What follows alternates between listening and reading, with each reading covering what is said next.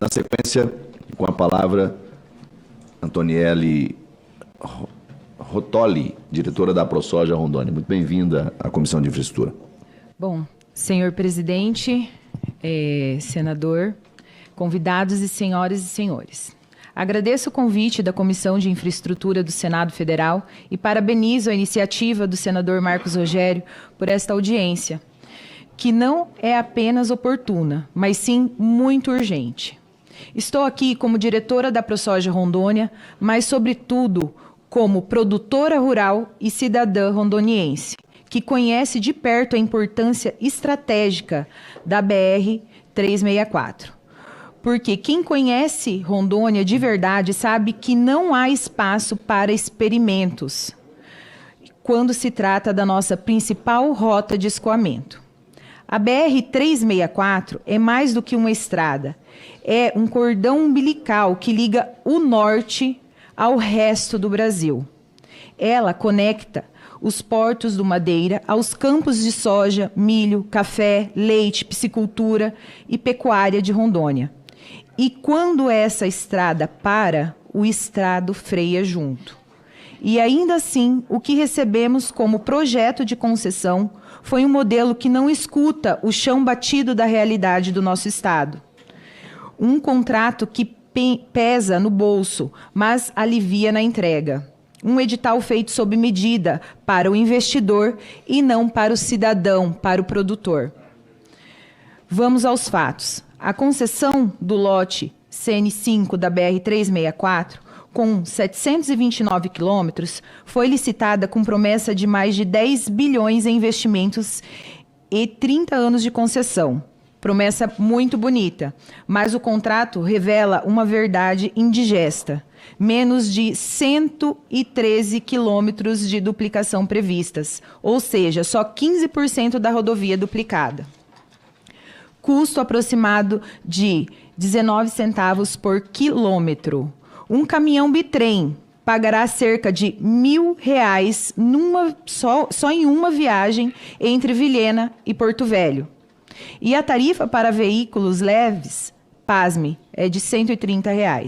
Uma tarifa alta, até para os padrões do Sudeste, e inaceitável para a realidade da BR-364, ainda com longos trechos de pistas muito simples. E o que mais é grave, a cobrança de pedágio está autorizada para começar logo após a entrega dos serviços básicos. Não estamos falando aqui de duplicações, nem de acessos modernos. Estamos falando de roçadas, tapa-buracos, ambulância e guincho. O básico, nada além do que o DENIT já deveria estar entregando com recursos públicos. A lógica contratual é clara. O usuário começa a pagar antes de receber aquilo que mais precisa.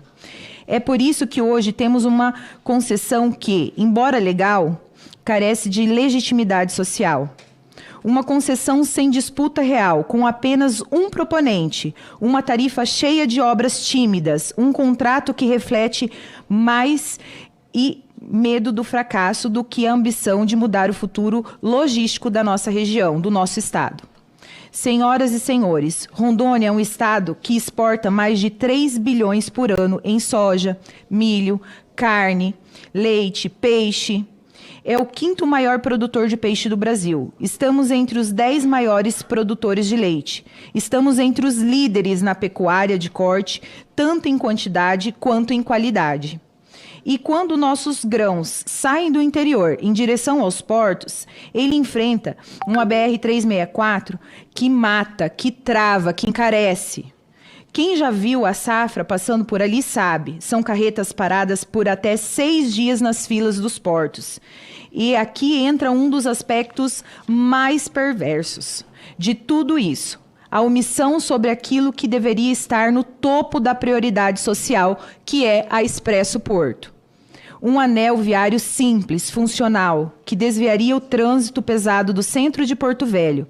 Um desvio de 21 quilômetros, em parte já aberto desde 2015, mas que segue sem pavimentação completa, sem drenagem, sem sinalização. A solução está pronta no mapa, mas enterrada no cronograma.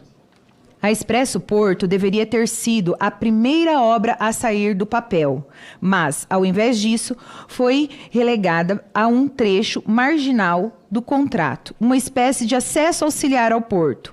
O que era para ser uma solução metropolitana virou uma rúbrica contratual genérica.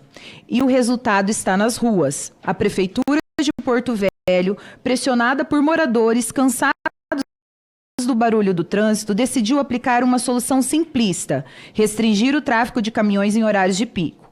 O prefeito, ainda iniciando a sua passagem pelo Executivo Municipal, não se deu conta do problema relatado amplamente pela mídia nacional. Filas quilométricas e milhares de caminhões parados à espera de descarregamento em um terminal portuário com uma concessão também mal concebida. O que se percebe é que sua assessoria não o informou que menos de 1/3 das receitas do município são próprias. Mais de 2/3 são repasses da União e do ICMS estadual. Então, quanto mais esses produtos se deterioram dentro dos caminhões, menos recursos circulam no estado e, por consequência, menos repartições chegarão aos cofres do município. Um erro que precisa ser corrigido urgentemente. É como ter uma torneira que não dá água o ano todo, mas quando ela começa a jorrar com intensidade, decide-se fechá-la por não ter um recipiente adequado a reservar a água. Essa medida afeta diretamente o escoamento da safra, provoca atrasos em contratos de exportações, encarece o frete, aumenta a emissão de CO2 com caminhões parados e, pior, penaliza o produtor rural, o exportador, o motorista, o cidadão rondoniense que depende do aquecimento das atividades econômicas para ter emprego e renda. Senadores, a concessão da BR-364 precisa ser revista. E eu não estou falando de romper o contrato ou de demonizar a iniciativa privada. Ao contrário, a concessão ela é muito bem-vinda, mas ela precisa ser justa, ela precisa ser honesta com a sociedade. Estamos propondo a antecipação da Expresso Porto como prioridade número 1 do cronograma. Essa obra ela precisa sair do rodapé do contrato e ir para a capa. Redefinição do início da cobrança de pedágio, vinculando-a não a serviços básicos, mas a entregas estruturantes. Pedágio só depois que a rodovia oferecer, de fato, um padrão superior à trafegabilidade. Criação de um conselho de monitoramento social da concessão, com participação da sociedade civil, das entidades do agro e dos caminhoneiros e da prefeitura, para garantir que as metas não fiquem apenas no papel. Diálogo federativo entre DENIT, Ministério dos Transportes, ANTT, Governo de Rondônia e Prefeitura de Porto Velho, com cronograma pactuado e financiamento coordenado para resolver de vez o gargalo logístico urbano. Isso não é pedir demais, isso é exigir coerência entre o que se arrecada e o que se entrega. Porque o que não podemos mais aceitar é o modelo de concessão que terceiriza responsabilidades e socializa o custo. E o que não podemos mais tolerar é a cegueira institucional diante de um caos anunciado. Senhores, se o país quer expandir seu potencial de produção agrícola, precisa começar pelo básico, estradas boas, porto eficiente e gestão coordenada. A BR-364 não é um problema local, ela é um reflexo de como tratamos o norte do Brasil nas decisões centrais. E por isso é que no Senado, a Casa da Federação, que esse tema precisa ser enfrentado com seriedade. A ProSoja está aqui para colaborar, mas também para alertar. Sem revisão do cronograma de obras e sem a imediata inclusão da Expresso Porto como prioridade, essa concessão vai naufragar em insatisfação pública e prejuízos econômicos. Não deixe que a história registre que esse contrato foi assinado nas costas da população.